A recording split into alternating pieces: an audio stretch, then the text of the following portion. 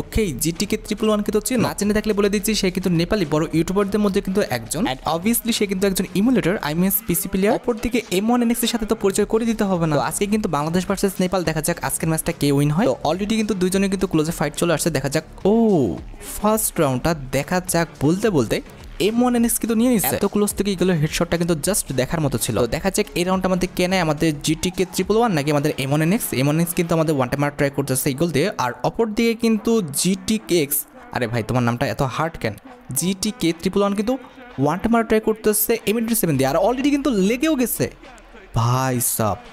M87 one ট্যাপটা just অস্থির ছিল, দেখার মতো। এখন কিন্তু আমাদের ম্যাচের ফলাফল সমতায় 1-1 দুইজনেরই কিন্তু, আর আমাদের থার্ড রাউন্ড স্টার্ট হয়েছে কিন্তু সান্তোষায়। দেখা যাক এই রাউন্ডটা।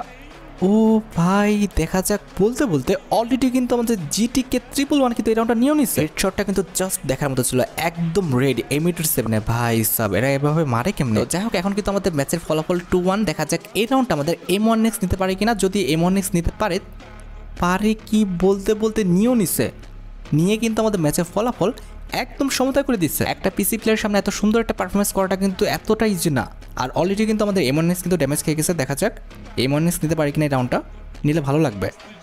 দেখা যাক এখানে M1NX কিন্তু আমাদের ইগলের ওয়ান টাইম মার ট্রাই করতেছে, আর অপর দিকে কিন্তু আমাদের জিটিকে 111 কিন্তু M87 দিয়ে কিন্তু ওয়ান টাইম মার ট্রাই করতেছে। দেখা যাক কারটা আগে লেগে যায়। ভাই মুভমেন্ট কিন্তু দুজনেরই সুন্দর, তবে জিটি কের মুভমেন্টটা কিন্তু আরও বেশি সুন্দর, যেহেতু সে একজন পিসি প্লেয়ার। হ্যাঁ, M1NX যে খারাপ মুভমেন্ট করতেছে এরকম না, তবে কথা হচ্ছে একজন মোবাইল প্লেয়ারের সাথে একজন পিসি প্লেয়ারের মুভমেন্টে তো তুলনা করলে চলবে না। এখন কিন্তু দুজনে ক্লোজে চলে আসছে। দেখা যাক কে ওয়ান ট্যাপটা খেয়ে যায়। বলতে বলতে M1NX কিন্তু ওয়ান ট্যাপ খেয়ে গেছে, তাও আবার M87 এর। আর হ্যাঁ, এই ভিডিওটা কিন্তু না হচ্ছে আমাদের জিটিকে চ্যানেল থেকে। জিটিকের হাইলাইট শো করার যে বিষয়টা, এডিটের যে বিষয়টা, এটা কিন্তু আমার কাছে ভালো লাগছে, যে মরার পর যে হাইলাইটটা এটা কিন্তু আবার সে দেখাচ্ছে, তবে নিজে যখন মরতেছে সেটার কিন্তু আর হাইলাইট দেখাচ্ছে না। ইউ আর চালাক ব্রো।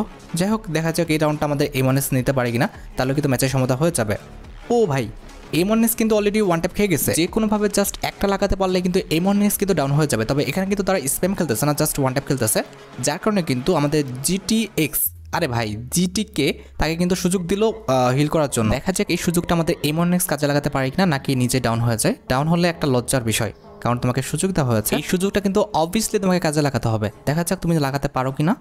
M1NX কিন্তু ভালো মুভমেন্ট দেখাচ্ছে, আর এদিকে জিটিকে ও কিন্তু ভালো মুভমেন্ট দেখাচ্ছে। বাপরে বাপ, ও মুভমেন্ট দেখাতে দেখাতে M1NX এর সামনে কিন্তু ওয়ান ট্যাপ খেয়ে গেছে, আর M1NX কিন্তু সুযোগটা ভালোই কাজে লাগালো, তাই না?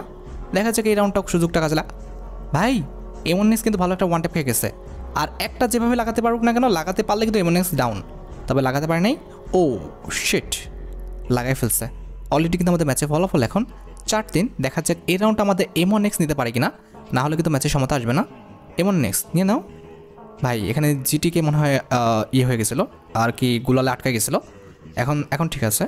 যাই হোক, দেখা যাক এই রাউন্ডটা আমাদের M1NX নিতে পারি কিনা। ও ভাই, কে কখন কাকে মারতেছে এটা দেখাটাই টাফ, এদের মুভমেন্টের জ্বালায়।